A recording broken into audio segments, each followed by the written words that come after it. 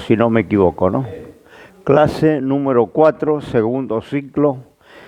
Estamos en la materia homilética, año 2025, ¿no? Tercer ciclo este año. Así que encomendamos a Dios y damos comienzo. Bienvenidos los hermanos que han podido llegar el día de hoy. Padre, en el nombre de Jesús, te damos las gracias. Estamos haciendo la oración para entregar este tiempo. ¿A dónde vamos a transitar, Señor, mirando y considerando la palabra? Te pedimos, Señor, que el Espíritu de Dios nos acompañe, dándonos luz, claridad en las Escrituras. Bendice los hermanos que están en forma presencial y los que están en forma virtual, de donde quiera nos acompañen. Allí el Espíritu Santo, que no está limitado ni en tiempo ni espacio, esté obrando en sus vidas y en sus corazones, Señor, dando crecimiento a través de la palabra. Amado Dios, ahora me dispongo y damos comienzo en el nombre de Jesús. Amén y amén. Amén, hermano, reciba su asiento. Damos gracias al Señor por, queremos, le voy a pedir, hermana Nancy, por favor, poner acá el celular grande para que los hermanos que quieran el material o que quieran integrar como alumnos se comunique a ese grupo de WhatsApp que está a cargo de la hermana Nancy y le van a mandar el material, las carpetas, para que tenga al terminar la clase todo el material en sus manos, ¿no? Esto para los hermanos que están en las redes, que siempre me preguntan cómo pueden inscribirse como alumnos, ¿no? Acá está el número de WhatsApp de celular de la hermana que nos ayuda en esta área, ¿no? Agradecido a Dios por hermana Nancy, que está en ese trabajo, por también la hermana Gabriela, que es quien nos graba los videos, y por el hermano Orlando, que está en el sonido, ¿no? Que Dios les bendiga. Es un grupo de gente que hace posible que podamos transmitir las clases, subir las clases. Las clases son gratuitas, no tiene nada que pagar. Simplemente puede integrar como alumno activo o como oyente, si no quiere tomarse el trabajo de responder cuestionarios y de, estar activo, puede ser oyente, ¿no? Como oyente hay una cantidad de hermanos. Cuando yo visito alguna iglesia, todos los hermanos se acercan para decirme que siguen las clases, ¿no? Y no son activos, son pasivos. Hay pastores, evangelistas de diferentes denominaciones que nos acompañan y que nos hacen saber que nos acompañan. Así que agradecemos la compañía de todos los hermanos en estas clases. Bien, luego termino yo, está el pastor Pablo con demoniología, que también es muy importante el conocimiento de esa área, ¿no? Bien, estamos haciendo un preliminar. Yo les recomiendo esta clase o esta materia de este año a todo aquel que quiera predicar y exponer la palabra de Dios. Homilética es el arte o la ciencia de exponer la palabra, ¿no? ¿Cómo exponer la palabra? Y tenemos muchos hermanos que están comenzando el ministerio, que quieren predicar, entonces esta materia es fundamental, ¿no? Porque nos ayuda a corregir algunos vicios, nos ayuda a preparar un mensaje, a entender cómo exponer un mensaje, cómo presentar la palabra del Señor, porque aunque nosotros hace ya años que estamos con la escuela bíblica y hemos dado esta materia, vemos que muchos hermanos que se han ido agregando no tienen algunos vicios que son fáciles de corregir, ¿no? Cuando tenemos alguna noción de cómo es la oratoria o cómo se prepara un sermón, ¿no?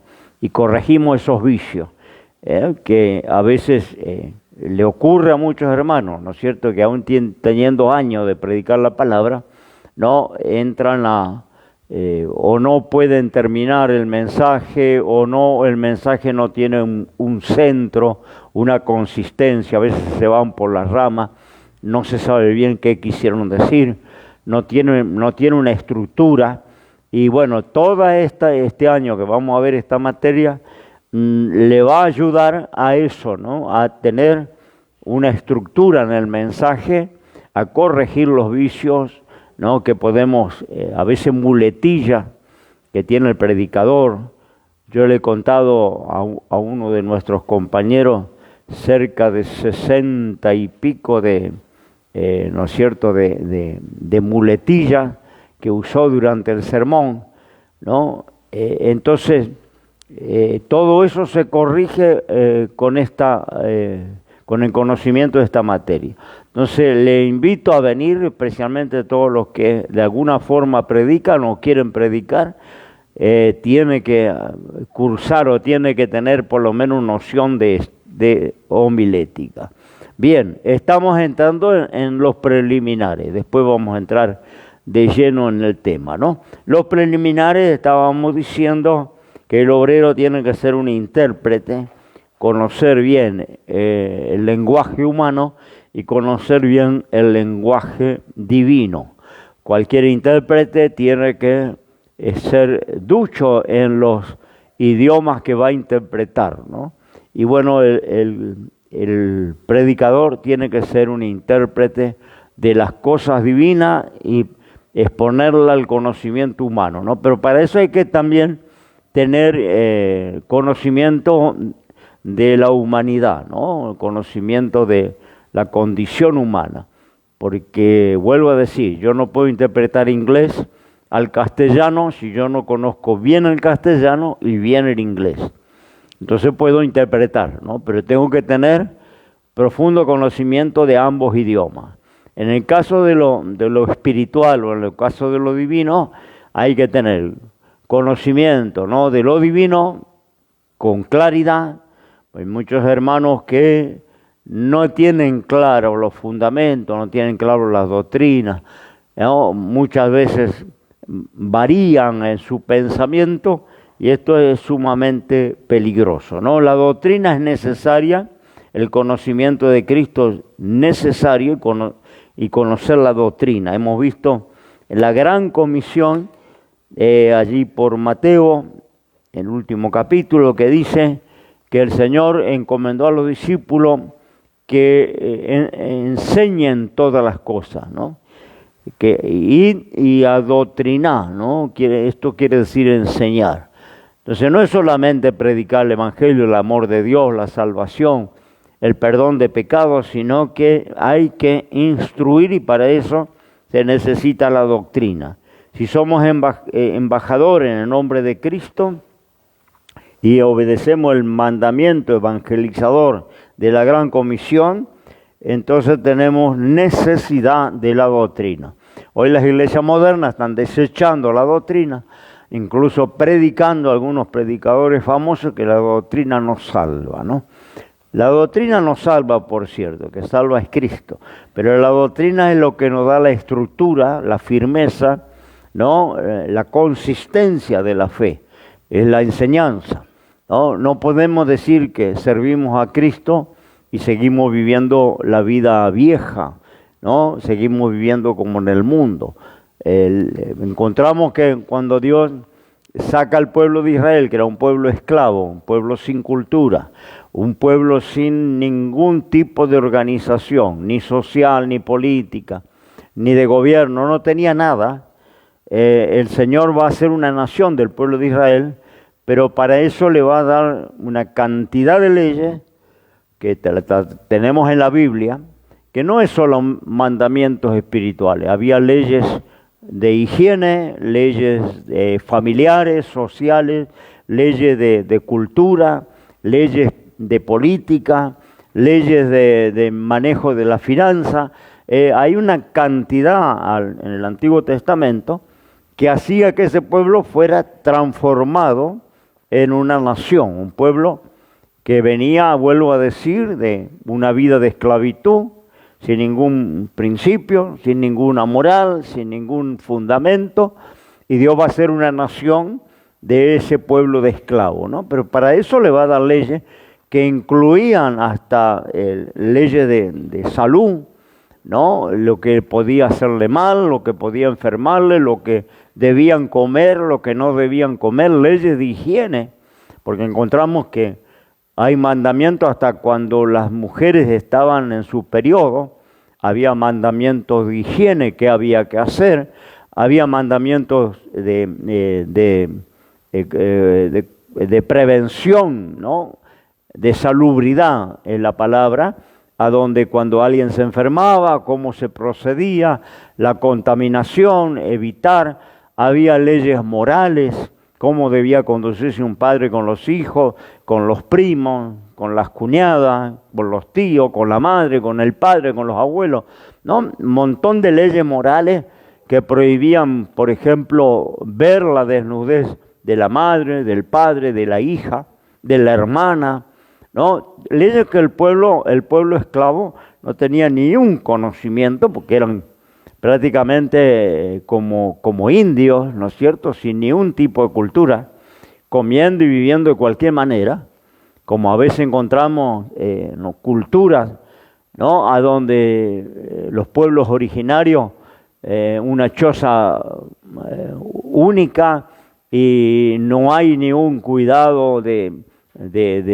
pudor, no hay ningún cuidado. Por ahí el tío embaraza la sobrina, por ahí el suegro se acuesta con la nuera, no hay ningún cuidado, ¿no? Se come cualquier cosa, hay mucha mortandad, muchas plagas, mucha enfermedad por este descontrol.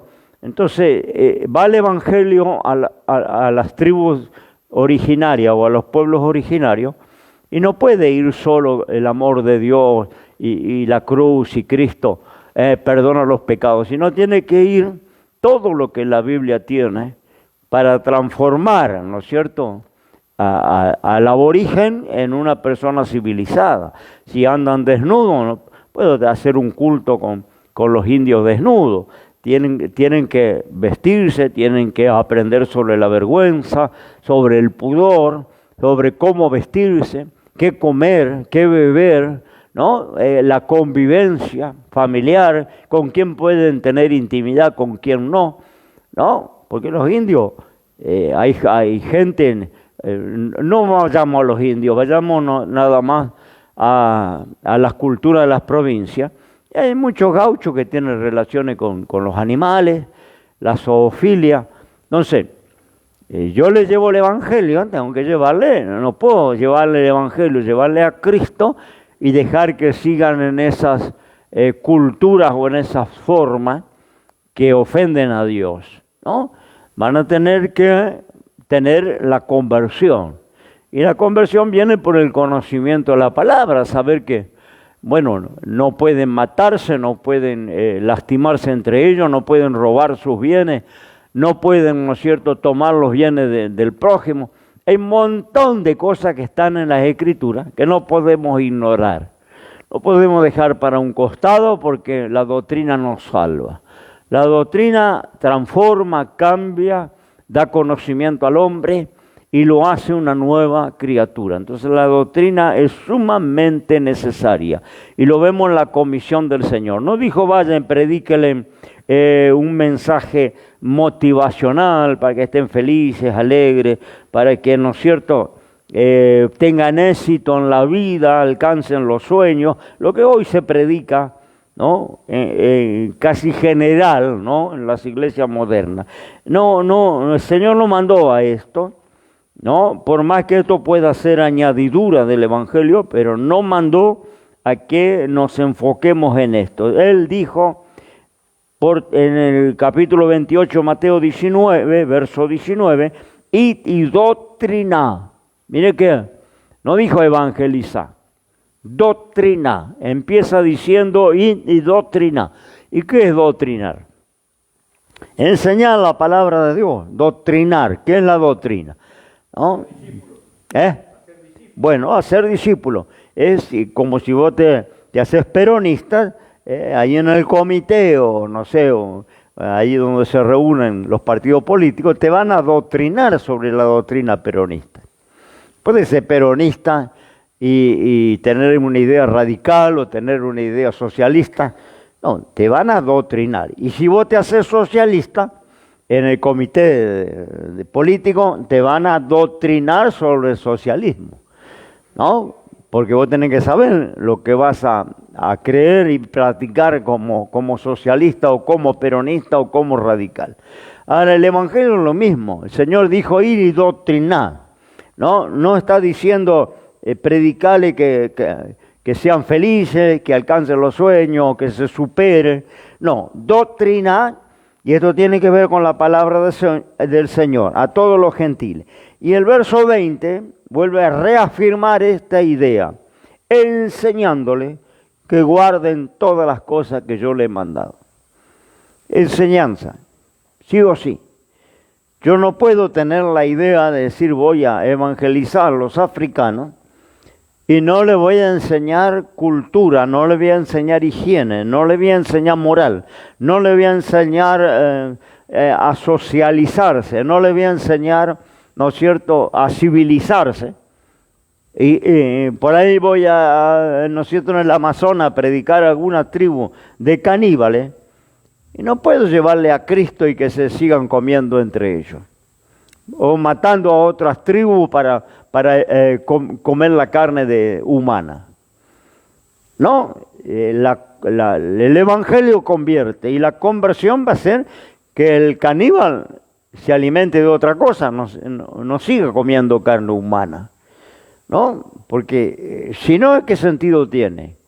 De llevar el Evangelio cuando, ¿no es cierto?, se siguen matando entre ellos, o un indio agarra a la hija de mujer, o tiene 4 mujeres, y se pelean por las mujeres, o hay culturas como la cultura de los esquimales, que llega un forastero y te ceden la esposa para que pases la noche y te abrigue.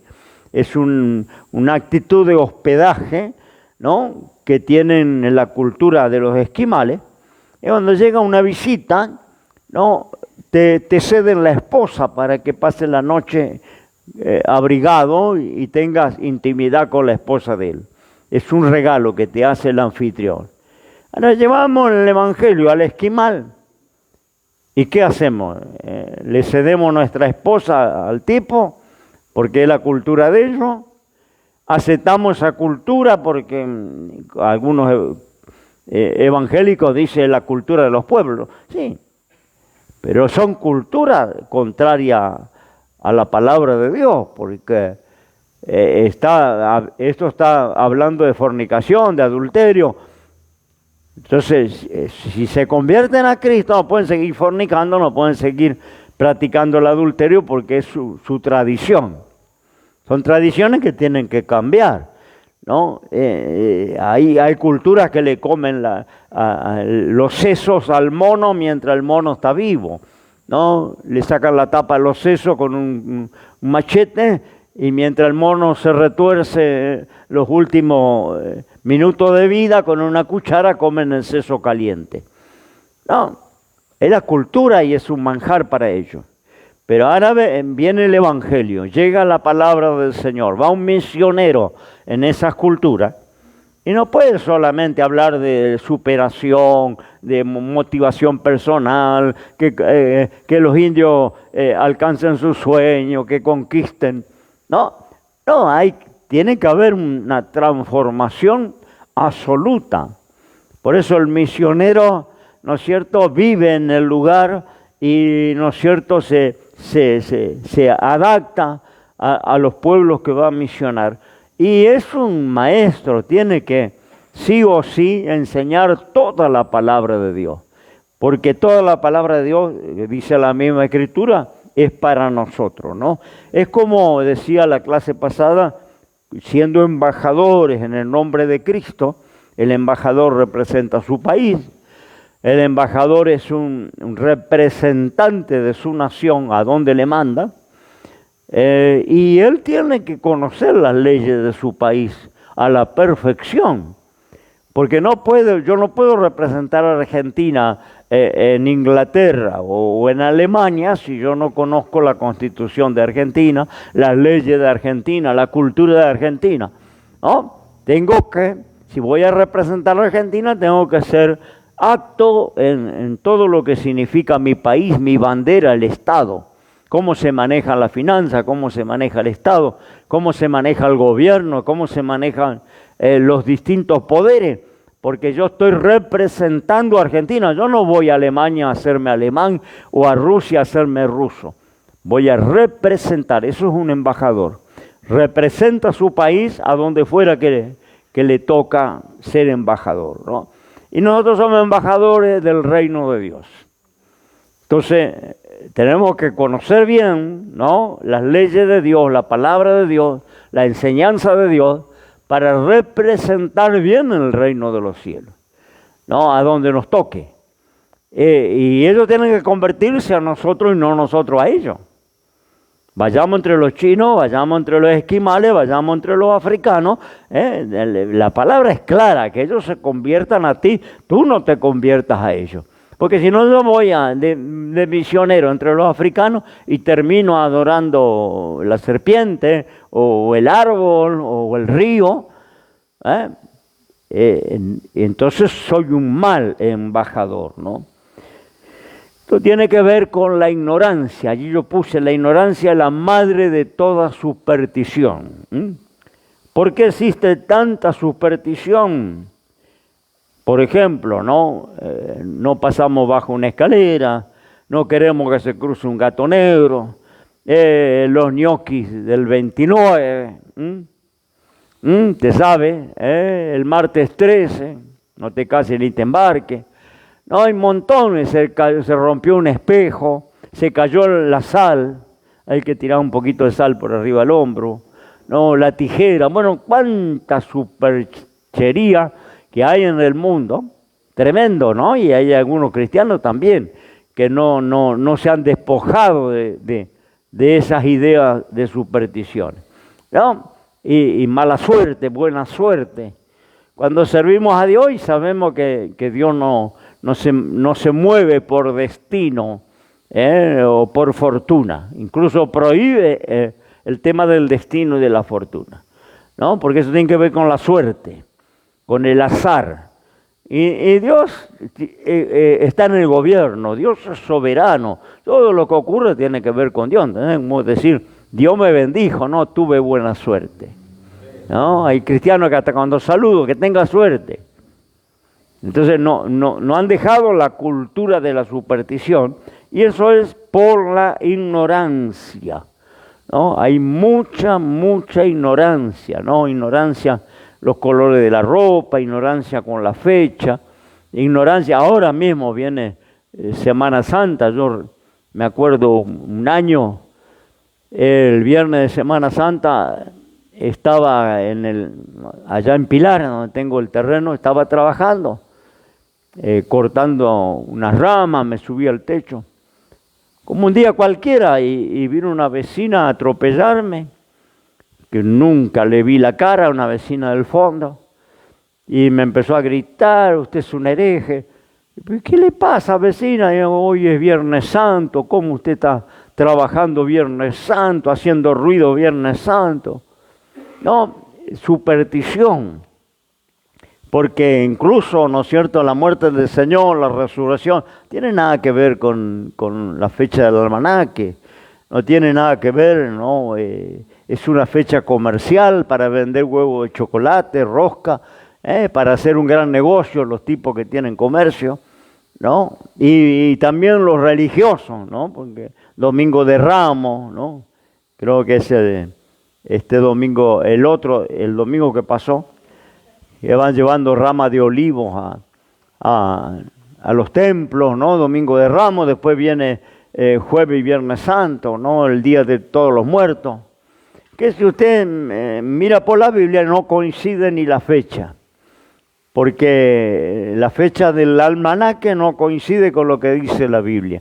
La Biblia dice que el Hijo de Dios tuvo 3 días y 3 noches en la sepultura, en el vientre de la tierra, lo dijo el Señor mismo, así como Jonás estuvo en el vientre de la ballena, así el Hijo del Hombre va a estar 3 días y 3 noches en el vientre de la tierra.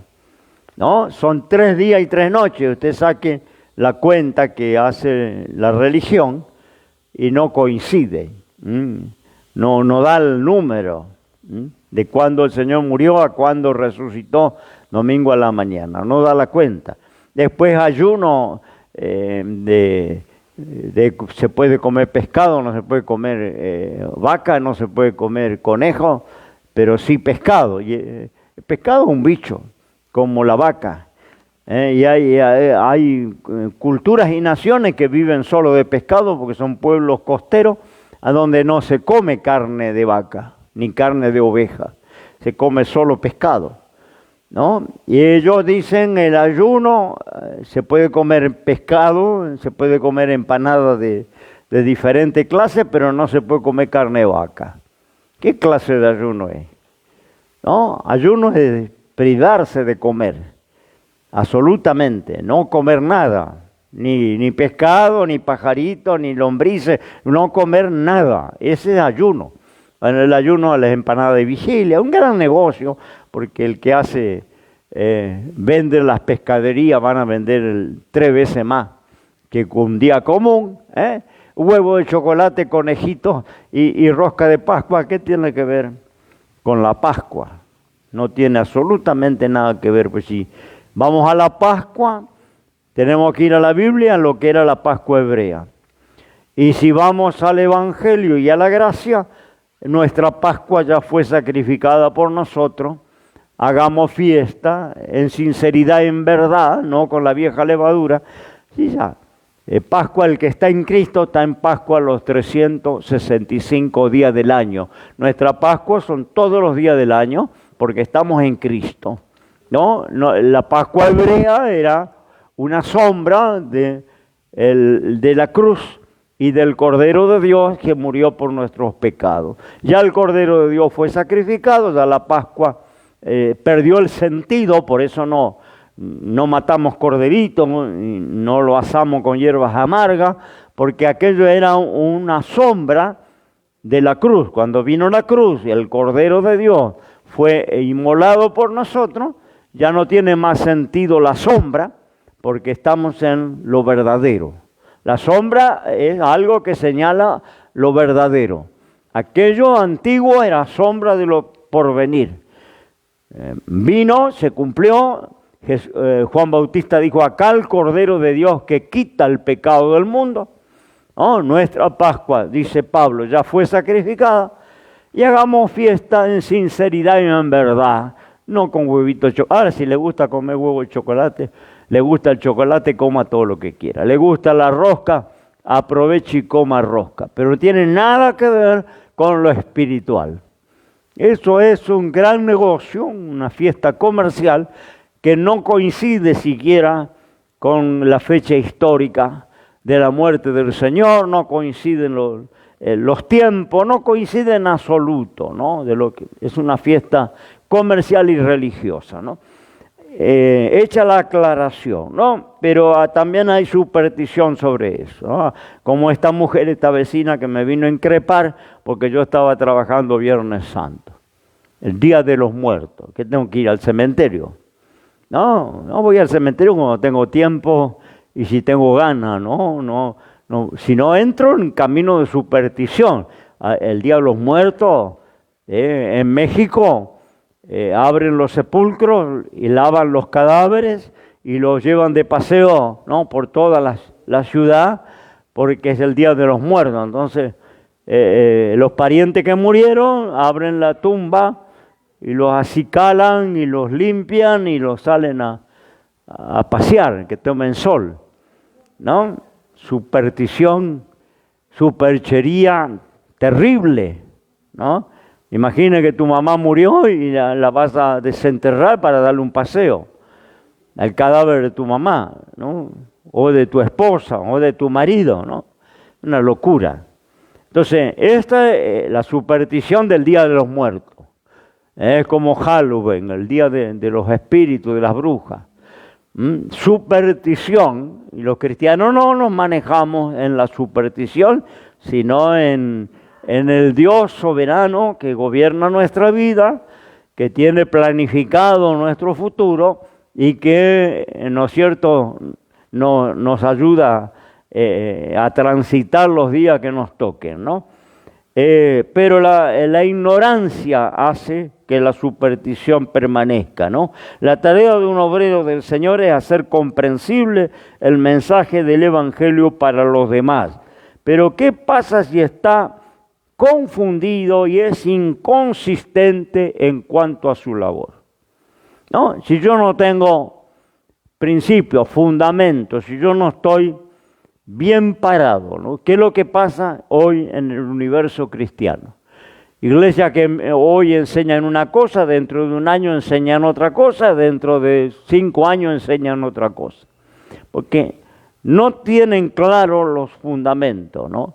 Hablamos de la Trinidad, hablamos del Espíritu Santo, hablamos de los dones espirituales. ¿Cuántas iglesias que fueron estrictos en no creer en los dones del Espíritu Santo, y de repente Dios hizo un movimiento allí, un despertar, y cambiaron, y ahora se llaman de la renovación, bautistas de la renovación, adventistas de la renovación, católicos de la renovación?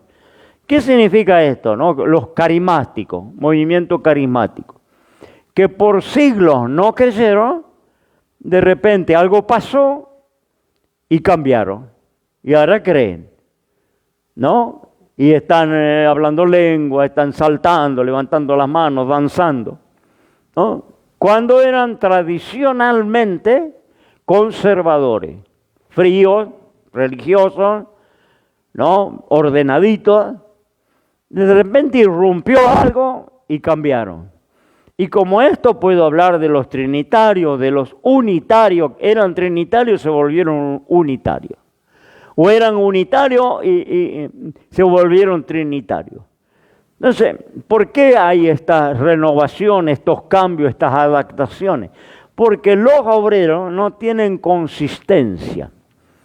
Entonces de repente escuchan algo por allá que se les prende y modifican todo en sus congregaciones.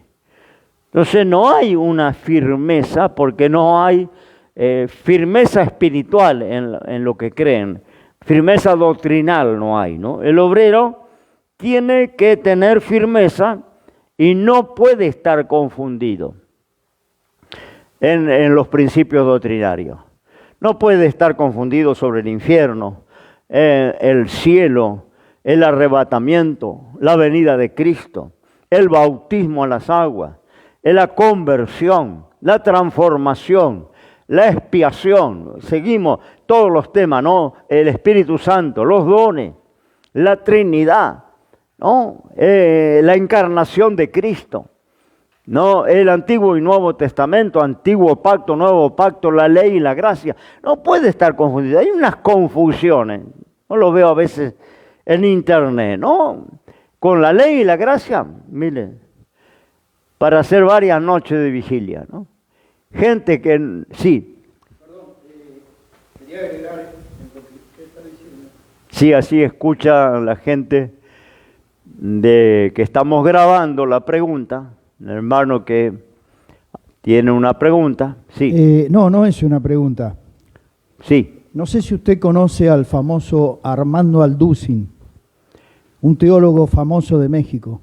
Sí. Armando Alducin, que hace más de 60. No.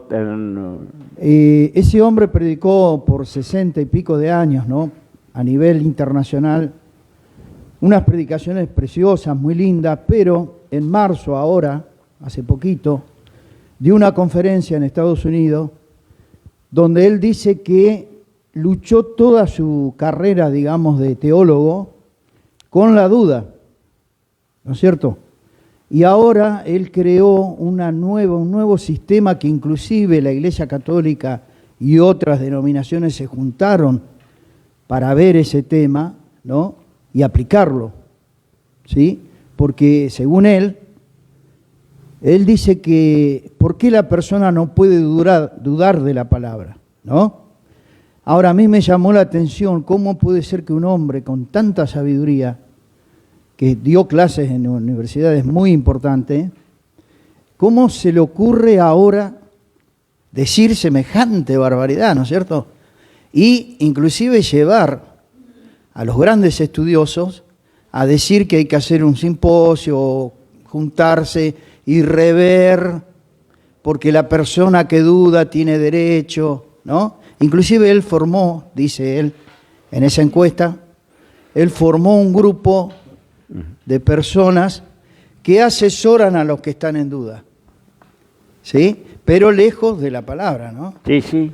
Quería acotar eso porque a mí me quedó, o sea, yo no dudo de la Biblia, ¿no? Pero es una constante con los grandes y tradicionales predicadores y maestros. Una constante que si uno examina, la mayoría ha mutado su enseñanza.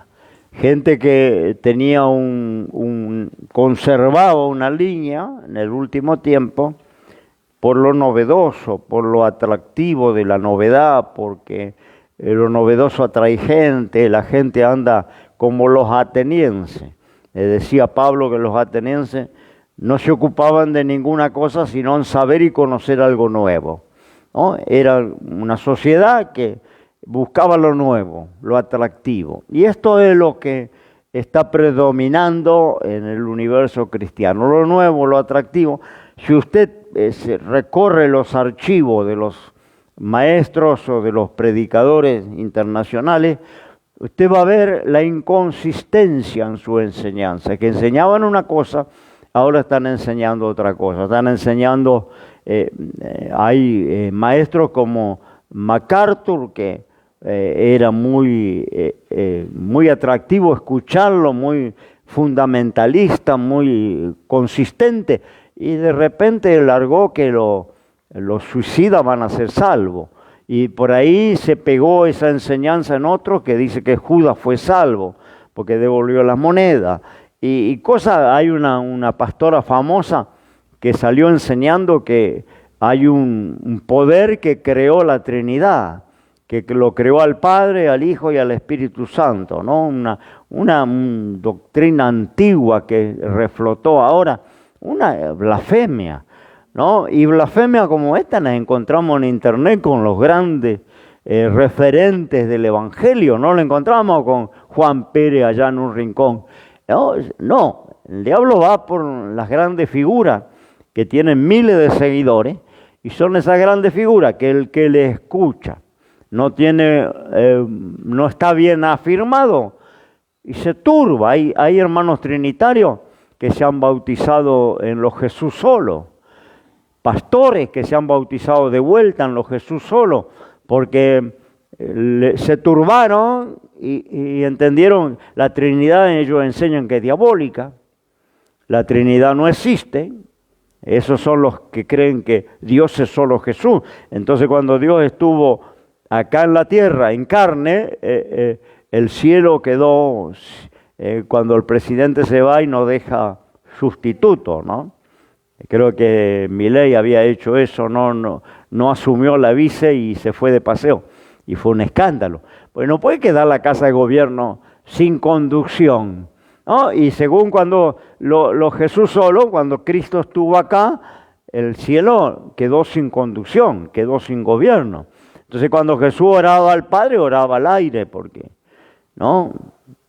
Si el Padre no existe, si que el Padre es Jesús, el Espíritu Santo es Jesús, que son manifestaciones de Jesús, que Dios es Jesús solo. Y esto le han calentado la cabeza a pastores antiguos, trinitarios, que se han vuelto a bautizar, porque el bautismo en la Trinidad no es bíblico, es diabólico. Entonces, si te convertís a los Jesús solo, tenés que bautizarte en el nombre de Jesús. Y lo han hecho pastores, predicadores, se han convertido a Jesús solo. Entonces, fíjese qué fácil que es turbarse cuando uno no tiene base, no tiene fundamento. ¿no? Son los que le entró la borrachera espiritual, le entró la risa, el espíritu de risa, se caen en el suelo agarrándose la barriga hasta desmayarse, la embriaguez del espíritu, se emborrachan, no pueden volver a la casa, se caen en la vereda, ¿no? Yo tengo parientes míos que después terminaron siendo pastores, que se fueron cuando era el movimiento de Freyson y les agarraba la borrachera espiritual. Y tengo un familiar mío muy cercano que se subió al auto y quedó horas dando vuelta a manzana porque no encontraba la dirección de la casa. Salen y se caen por la vereda borracho, embriagado del espíritu. Entonces todo eso, la caída, el salto, saltaréis como becerro de la manada, empiezan a saltar. Otros corren en 4 patas porque reciben el espíritu del búfalo. Otros pelean las guerras espirituales con una espada invisible. Yo tengo parientes que cuando inauguraban un lugar, un cine, un teatro, mandaban las guerreras adelante, que cortaban y mataban con una espada invisible. No, las potestades espirituales, porque ahí ahora se iba a predicar el evangelio en ese salón. Entonces mandaba a las guerreras a pelear la guerra espiritual. Yo pregunto, ¿cómo se pelea la guerra espiritual con una espada invisible? Atan los demonios. Bueno, todas esas barbaridades que han surgido ha sido por falta de fundamento. Usted escuche los predicadores que están hoy en el primer nivel, los famosos, los que mueven multitudes. Escuche su mensaje hoy, escuche el mensaje hace 5 años atrás y escuche el mensaje, busque un mensaje de 10 años atrás, cuando comenzaron, y no coincide lo que dicen, porque de repente amaban la doctrina, la enseñanza, la cruz, el evangelio de la cosa. Y ahora están predicando, ¿no?, un Cristo que te perdona lo que hiciste, lo que estás haciendo y lo que vas a hacer en el futuro, porque la gracia, ¿no?, inmerecida, esa gracia barata, nos garantiza que nos vamos al cielo, no importa cómo sea, ¿no? Entonces, usted mira y no coincide, y eso a mí me da la pauta que no tienen fundamento. Se alimentan de internet, se alimentan de los libros que son éxito de venta. Entonces, según el libro que le caiga en las manos, esa es la doctrina que van a predicar. No tienen raíces. Como dice Judas, son hojas de otoño llevadas por el viento, olas del mar que espuman sus propios errores. Porque la ola hoy está, viene la marea y tenés las olas sobre la playa, y al otro día la marea bajó y no hay ni una ola, ¿no? Va y viene la ola, ¿no? Las hojas de otoño, viene una brisa y va para allá y le ensucia la vereda y después se va para el frente y después al otro día no encuentra ni una hoja porque la llevó el viento. No, hojas secas, no, lo que quiere decir la palabra, no tienen raíces, no tienen fundamento, no van mutando, van cambiando continuamente. Sígalo, tómese el trabajo de seguirlo y va a encontrar que aparecen cada barbaridad, como decía el hermano, ¿no? Maestros, hombres que han predicado por años y de repente da un vuelco y aparece cualquier cosa, ¿no? Entonces, esto es lo que el obrero no puede hacer, ¿no? No puede darse el lujo de variar su creencia, sus principios, sus valores. No puede un día decir, bueno, el porte del cristiano, las mujeres cristianas, el cabello, y de repente largó todo, y usted ve el mundo adentro de la iglesia y no hay más ni un requisito para la vestimenta de la mujer y del hombre. Y yo he encontrado músicos en la iglesia con la visera tocando la guitarra eléctrica, el bajo, ¿no? Con el gorrito puesto, barbudo, iglesia donde la cola de caballo arriba de la cabeza, todos los pibes, con Algunos hasta se escribe acá la máquina, Jesús, amo a Jesús, Jesús mi Señor. Bueno, no, toda la moda que ha entrado, aretes, pantalones, pinturas, teñidos, pastores que son famosos, que los siguen miles y que tienen un gato muerto arriba de la cabeza, que son pelados. Entonces tienen una peluca ahí que se le ve de 20 cuadras o un teñido espantoso, ¿no? Porque le quedó la cabeza blanca y se dio una viaba que, ¿no? Y se tiñen, se hacen maquillaje, ¿no? Y son los mismos que hace 2, 3 décadas atrás conservaban una línea de doctrina, tenían un porte cristiano, enseñaban sobre eso. ¿Qué pasó? Yo suelo decirle a la gente, ¿no? ¿Cuándo estaban equivocados? ¿Antes o ahora? Porque si yo cambio, yo muto, yo tengo, los hermanos saben, 50 años en la obra del Señor, ¿no? Y yo estoy como cuando comencé. Yo no cambié absolutamente nada que cuando yo me convertí y di mis primeros pasos como diácono, después como evangelista, después mis primeros pasos en el pastorado, lo mismo que yo enseñaba. Yo tengo algunas grabaciones de mis mensajes en cassette, en una estantería llena de cassette, que no existe más ni la maquinita para pasar el cassette. En aquel tiempo se grababa en cassette. Y yo tengo un reproductor de cassette y a veces me agarro una de esos mensajes que tienen 50 años, 45 años, 40 años de que yo lo prediqué y lo meto. Y es lo mismo que yo estoy predicando hoy. No muté, no cambié, no. Ellos dicen que tienen que el evangelio tiene que adaptarse, ¿no? Ellos hablan de la adaptación a la sociedad, a la cultura, al tiempo. Pero yo no creo eso. Yo creo que Jesucristo es el mismo. Dios no cambia. No hay en Él ni sombra de variación. Él no cambia. Es el mismo Dios. La palabra, dijo el Señor, pasará al cielo y la tierra. Mi palabra no pasará. Entonces, ¿por qué yo tengo que tener un evangelio para el siglo XVI, otro para el siglo XVIII, otro para el siglo XXI, otro evangelio para el siglo I? ¿Por qué tengo que mutar, ¿no? y adaptar? Eso es lo que hace, porque eso genera gente y la gente genera divisa, ingreso. Manejan fortuna, porque la gente viene y es generosa y ofrenda y diezma y da, entonces tienen unas megas iglesias.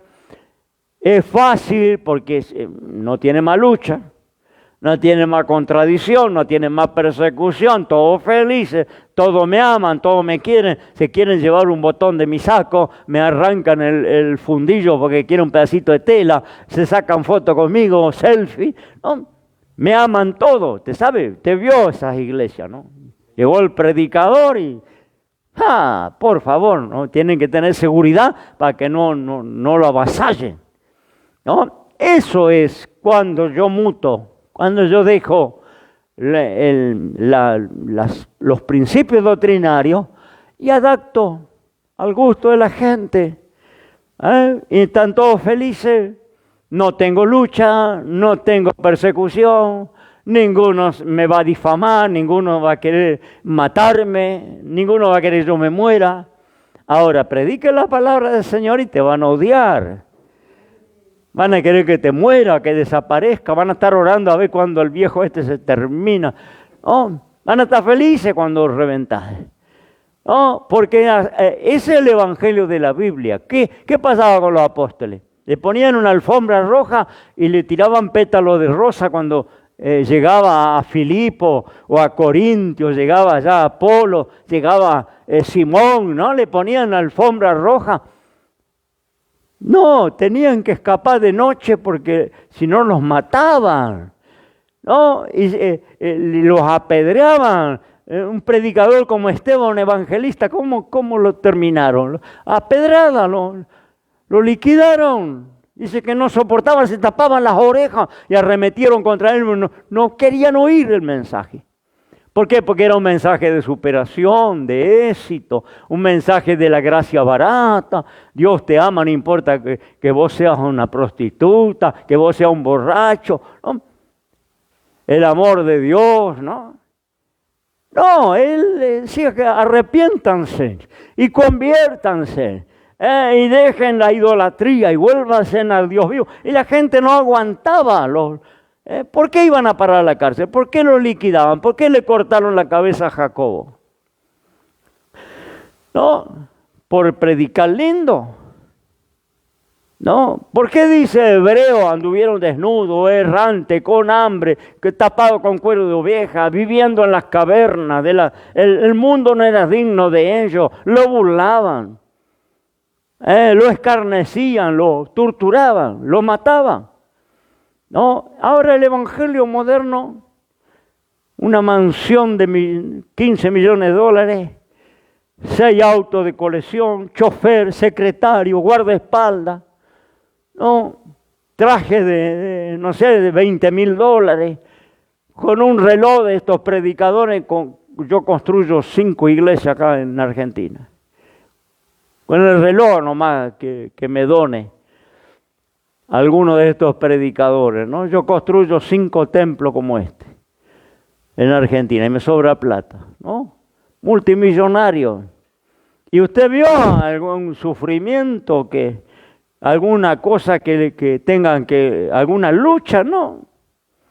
No hay lucha. La lucha hay en la verdad. La lucha hay cuando nos enfocamos en la palabra de Dios. Ahí va a tener resistencia, ahí va a tener persecución. Tu propia familia te va a aborrecer.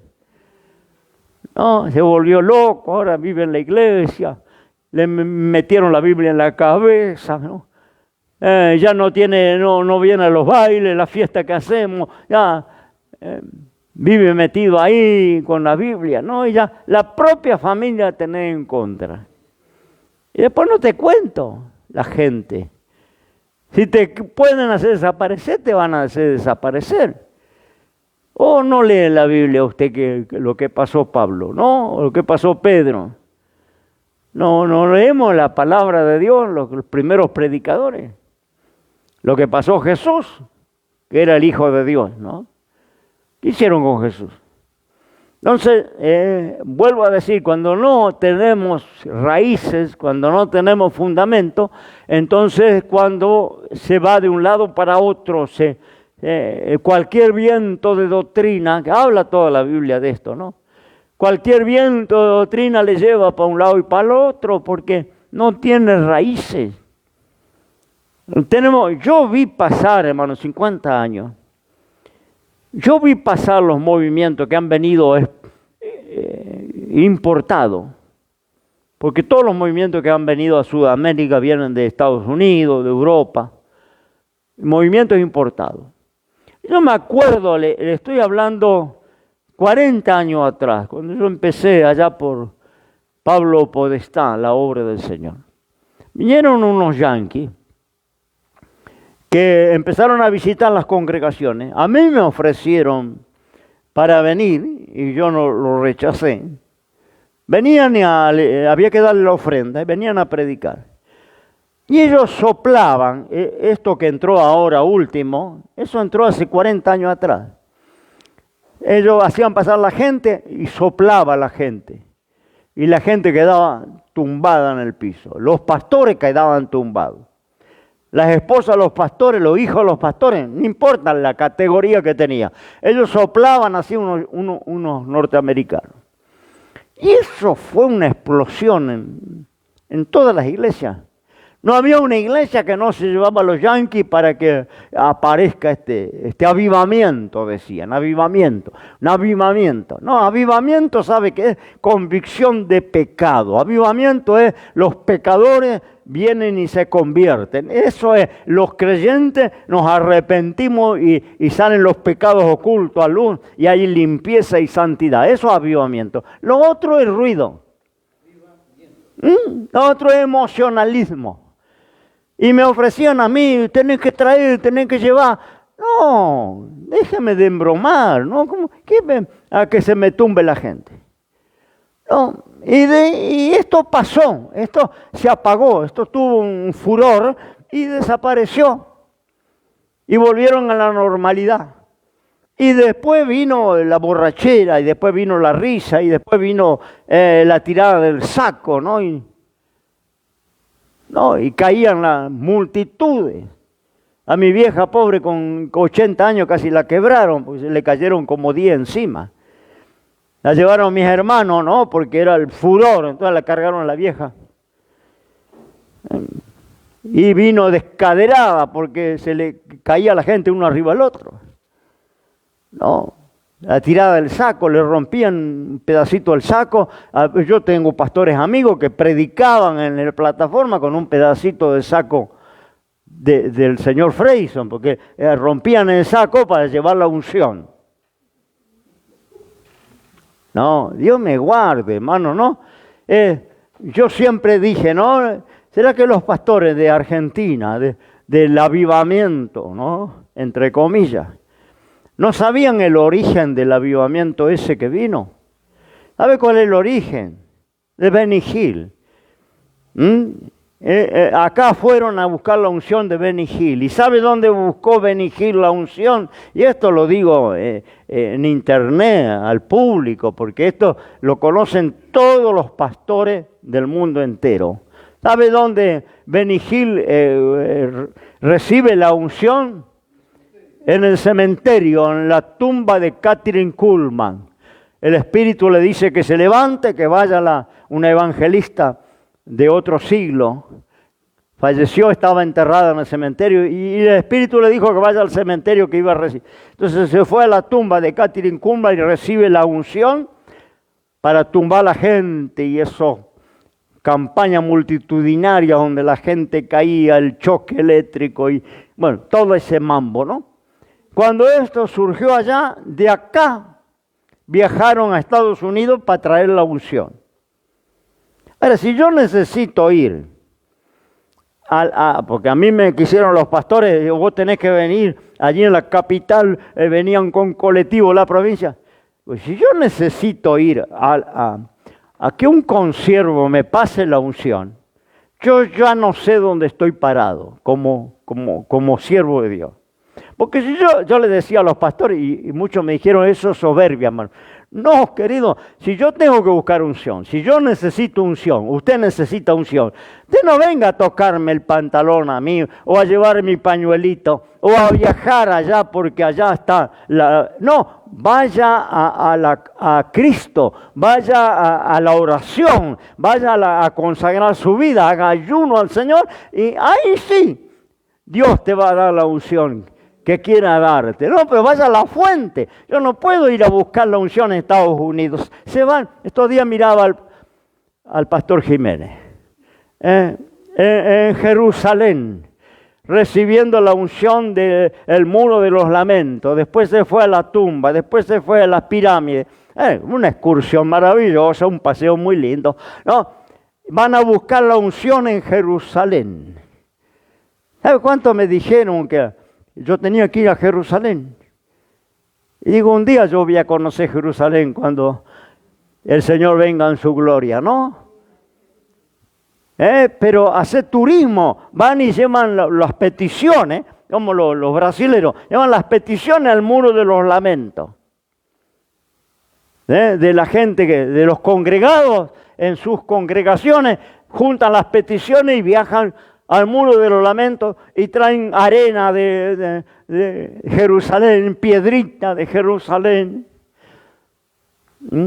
Déjese de embromar, gente que tiene la Biblia, gente que conoce la palabra del Señor. Supersticiones, si necesitamos unción, yo no tengo que ir ni a Estados Unidos, ni siquiera a la capital. Porque allí está el poder, ahí está bajando el Espíritu, ahí está la unción de Dios. Y venían con colectivo multitudes de las provincias. contrataban ómnibus, venían pastores con congregaciones enteras. Eso fue un boom, una explosión. Yo no conozco dónde está la iglesia de este pastor. No conozco. Sé que está en la capital, nunca fui. Y no pienso ir. Porque si debo buscar unción, y debo buscar gracia, y debo buscar presencia de Dios, como le quieras llamar, avivamiento, como le quieras llamar, tengo que ir a la oración, a la presencia de Dios. No puedo ir a buscar de un hombre. Sea quien sea, ¿me entiende? Y el pueblo cristiano, fortuna gastan para viajar, porque el predicador famoso, de moda, no importa que venga y te cobre la entrada, y se agotan las entradas en 2 días. Y entradas de 50 lucas, 70, 80 lucas, no estamos hablando de 2.000 pesos. Todos son creyentes. No, el mundo no va, el mundo no le interesa esto. Estos son creyentes que pagan, que a lo mejor usted levanta una ofrenda en la iglesia y murmuran. Habla del diezmo y el pastor está hablando de plata. Y la iglesia hace malabares para sostener su finanza. Pero viene un pavote de esto, cobra 50 lucas la entrada y se agotan 2 días las entradas. Cola de gente. ¿No? Mensaje motivacional, porque no, chiste y entretenimiento. Entonces, eso es la ignorancia. La ignorancia, hermano, porque desmiéntame, yo he tenido pastores amigos. Me dice, vos tenés que recibir, vos sabés que oró por mí. Y desde que oró por mí, toda la congregación, yo oro y se cae. Y yo les digo, pero ¿cuál es el sentido de caerse? ¿Necesita el Espíritu Santo tirarte en el piso para hacer una obra? Cuando en el Pentecostés los 120 estaban sentados el día que descendió el Espíritu Santo, el Pentecostés. Estaban sentados, no dice que estaban tumbados en el suelo, saltando arriba de los bancos. ¿No? Estaban sentados y vino el Espíritu Santo como un estruendo y todos hablaron nuevas lenguas. No, y fue como lengua repartida de fuego sobre cada uno. Pero no hubo ese emocionalismo, Digo, ¿qué tiene sentido de caerse? Y me dice, eso es soberbia. Uno tiene que aceptar lo nuevo de Dios. Entonces Dios muta, cambia. Dios no es consistente cuando Dios es el mismo. Ayer, hoy, por todos los siglos. No hay mudanza ni sombra de variación. Como el tema Dios. Y este pastor me tendió un lazo porque me preparó una gran reunión en un salón gigantesco que tenía y me invitó para predicar. ¿Vendrías a predicar? Sí. No me pongan condiciones. Fui a predicar, terminé de predicar, invité a la gente, oré por ella. Terminé el servicio, no hubo ningún movimiento raro. Entonces cuando yo terminé, dice, dame el micrófono, agarró él. Y la gente empezó a correr los bancos, las sillas para los costados, hizo una cancha grande, había como 1000 personas, y dijo, ahora vamos a ministrar a la gente, ¿no? Y agarró él, yo había terminado, agarró el micrófono y dice, acompáñame. Y las 1000 personas en el suelo, ¿no? Porque le poníamos las manos y al suelo, al suelo. Mujeres, hombres, viejos, criaturas. ¿No? Niños de 4 o 5 años, todos tumbados en el suelo. Habían hecho un espacio, se habían sacado los bancos. ¿No? Y después yo me puse a divertirme porque se paraba alguien, lo tocábamos, lo tumbábamos de vuelta. Entonces por unos 20 minutos tuvimos toda la gente en el suelo, todo acostado. Cuando alguien se paraba, íbamos de vuelta, tocábamos, ¡pum!, al suelo de vuelta, la chiripoca. Bueno, así, tuve como 20 minutos, terminó, la gente se levantó, se sacudió Y salimos, él me trajo, me había llevado con el auto de él y me trajo con el auto de él. Y ahí en el auto, como él era a favor de eso y yo era un soberbio, que yo no aceptaba eso, me dice, ¿y qué te pareció? ¿Por qué me había metido en el asunto, ¿no? ¿Qué te pareció? Le digo, mire hermano, discúlpeme, no se enoje lo que le voy a decir, pero para mí es una gran payasada. Arrugó bien la cara, no habló más en todo el viaje. ¿Cuál es el sentido? ¿Cuál es el sentido? Ahora, usted me dice, se cayó y se levantó, ¿no? Con santidad, transformación, una nueva persona. No, se levanta igual que cuando se cayó, no hay ni un cambio, no pasa nada, se cayó. Y ya le digo que yo me entretenía volteando con los que se paraban. Durante 20 minutos lo tuvimos todo en la baldosa. Algunos se paraban y lo volvíamos a acostar. ¿Qué sentido tiene? Él pensó, yo que me llevaba, me metía en el baile y que yo iba a mutar, que iba a venir a mi congregación a tumbar gente. ¿Tiene sentido? ¿Me entiende? No tiene sentido. Además, yo le puedo dar pruebas irrefutables de que es emocionalismo puro. ¿No? Porque en una campaña gigantesca que se hacía, la gente toda iba al suelo, los pastores iban al suelo, las esposas, los pastores, el predicador ponía la mano y todos los pastores de la plataforma en el suelo. Después iba por la gente, toda la gente en el suelo. Ahora, ¿qué pasó? Varios días de campaña. Hubo unos días que hubo una tormenta espantosa, la campaña al aire libre. Entonces esa noche de campaña era un barrial impresionante. Y yo fui con mi congregación porque apoyábamos la campaña, apoyábamos al predicador, y yo le digo a todos los hermanos que iban conmigo, porque mi gente, mis hermanos, en las noches que el predicador tumbó la gente, ni uno cayó al suelo. No es que yo lo adoctriné y le dije no van a caer al suelo, no, yo no dije nada. Él oraba por nuestra gente, ni una de nuestra gente cayó en el suelo. Los demás sí. A mí me oró un montón de veces, yo nunca fui al suelo. Le oró a mi esposa algunas noches que estuvo, no fue al suelo. Pero él oraba por los pastores y la esposa de los pastores quedaban todos tumbados en el suelo. Ese día que llovió a cántaro y había un barrial terrible, yo le dije a los hermanos mientras íbamos viajando, fíjense que hoy no se cae ni uno. Porque el que se caía no volvía a la casa del barrial que era. Y oró por los pastores, todo paradito. Oró por la gente, predicó como todas las noches, oró por la multitud. Ni uno cayó. ¿Cómo es el tema?